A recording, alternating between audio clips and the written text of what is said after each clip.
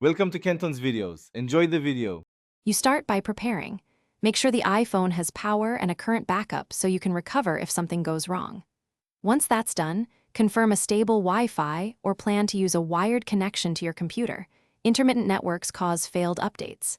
Next, delete the partially downloaded update in Settings General iPhone Storage and reboot the device to clear temporary files.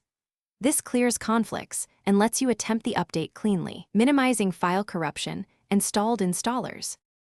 You should now switch to a computer for a more reliable update method. Connect with a Lightning/USB-C cable and open Finder on Mac OS or iTunes on Windows. Select your device and choose Update first. This attempts reinstallation without erasing data. If the update stalls, the computer will give error codes that guide the next step. Note them. Once you see errors or no progress, move to recovery mode to let the software installer run from the computer, which bypasses flaky. Finish by confirming the device boots normally, then restore your backup if the update required a restore. Make sure Settings General Software Update reports the latest iOS version and that app's function.